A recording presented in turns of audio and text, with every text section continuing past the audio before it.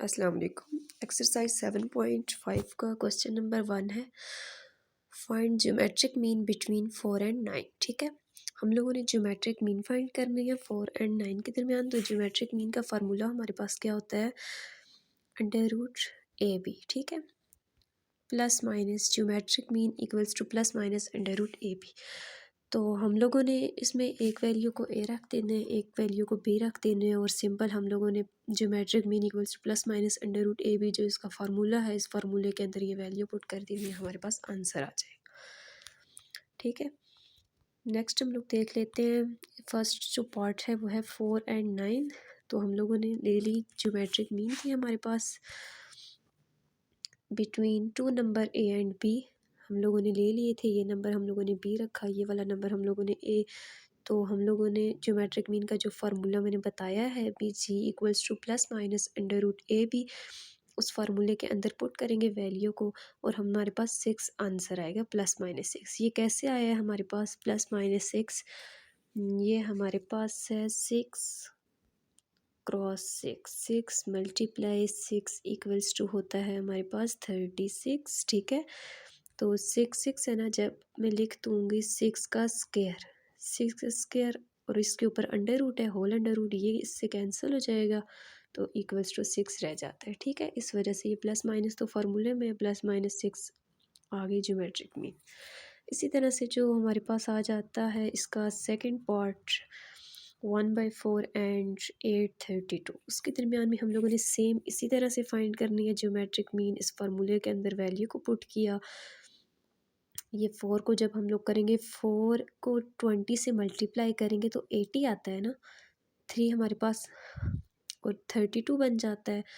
तो 4 जो है वो 8 ज़र 32 होता है, इसलिए ये इस तरह से आ गया। और हमारे पास 16 को अगर हम लोग 13 से मल्टीप्लाई करें तो 208 आता है।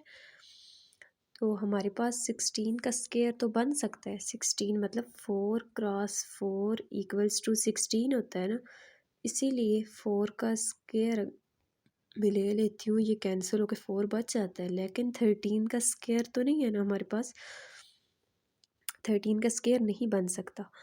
तो हम कोई भी नंबर ऐसा नहीं है जो 13 का स्क्वायर बनाए, तो इसलिए 13 अंडर रूट में रहेगा, 4 से अंडर रूट ख़त्म हो जाता है। ठीक है, इसीलिए प्लस माइनस ये फार्मूले का है, प्लस माइनस 4 अंडर रूट 13 बच जाता है। नेक्स्ट हमारे पास आ जाता है जो क्वेश्चन, वो है insert two geometric mean between 3 and 648 के दरमियान ये दो नंबर हैं, इन दोनों नंबर्स के दरमियान हम लोगों ने ज्योमेट्रिक मीन को फाइंड करना है।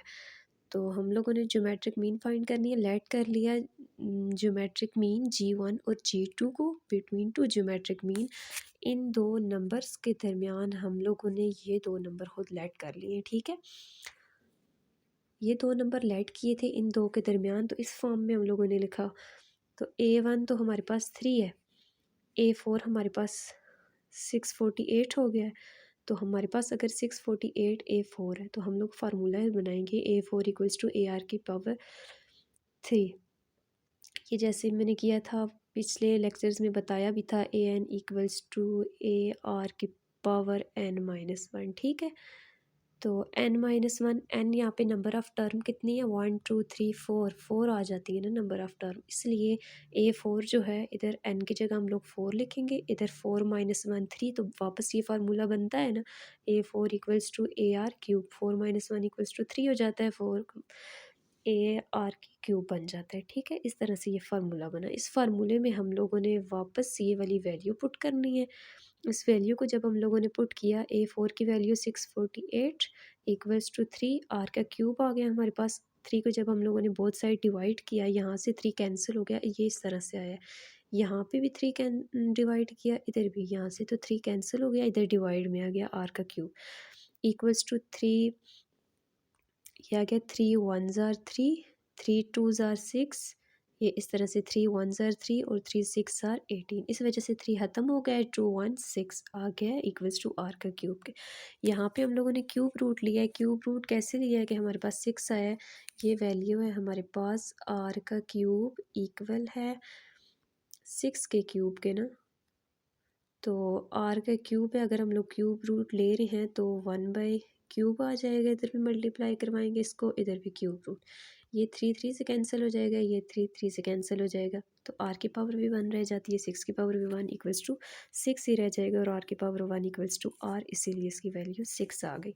तो हम लोगों ने दो ज्योमेट्रिक मीन फाइंड करनी है ना, टू ज्योमेट्रिक मीन फाइंड करनी थी, G1 और G2। तो इसका फार्मूला क्या आ जाता है, G1 इक्वल्स टू AR, ए है हमारे पास 3 जो गिवन है हमें, और आर जो हम लोगों ने अभी फाइंड किया 6, वो पुट की इक्वल्स टू 18। और सेकंड हम लोगों ने आर का स्केयर आ गया है, टू ज्योमेट्रिक मीन थी ना, स्केयर आ गया है, तो 6 का स्केयर 36 होता है, और 3 को 36 से मल्टीप्लाई करेंगे 108।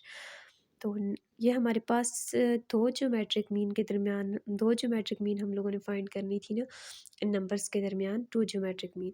तो इसीलिए हम लोगों के पास ये आंसर है। अगर हमें 3 के दरमियान गिवन है, तो इसी फार्मूले को मज़ीद हम लोग आगे लेके चलेंगे, G3 हो जाएगा, ए आर का क्यूब हो जाएगा, और G4 हो जाएगा, ए आर की पावर, G3 जो है हम लोगों के पास आएगा, G4 आ जाएगा, और इसी तरह से हम 5 के लिए करते जाएंगे, तो इसको वैल्यू को बढ़ाते जाएंगे, ठीक है।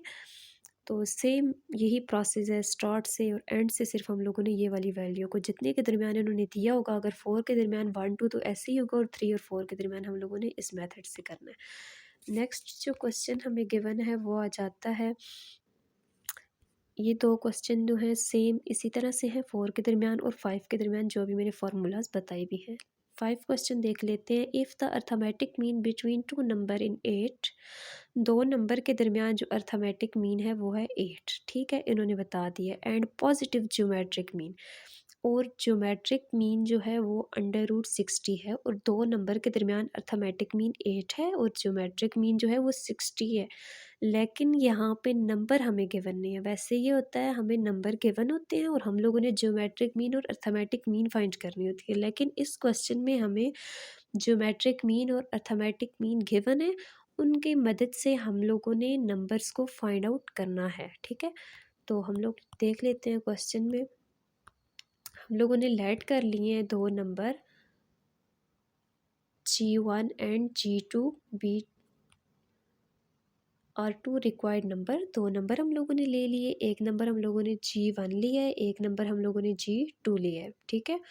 तो हम लोगों ने अर्थमेटिक मीन का जो फार्मूला होता है वो यही होता है ना, A+B/2, तो पुट करनी है हम लोगों ने इसके अंदर वैल्यूज़। अर्थमेटिक मीन की वैल्यू हमें गिवन है ना, वैसे नंबर गिवन होते हैं, और इस क्वेश्चन में हमें अर्थमेटिक मीन गिवन है, वो क्या है 8 इक्वल्स टू A+B/2, और यहाँ से हम लोगों ने नंबर फाइंड करने, और नंबर हम लोगों ने क्या लेट किए हैं, ए और बी।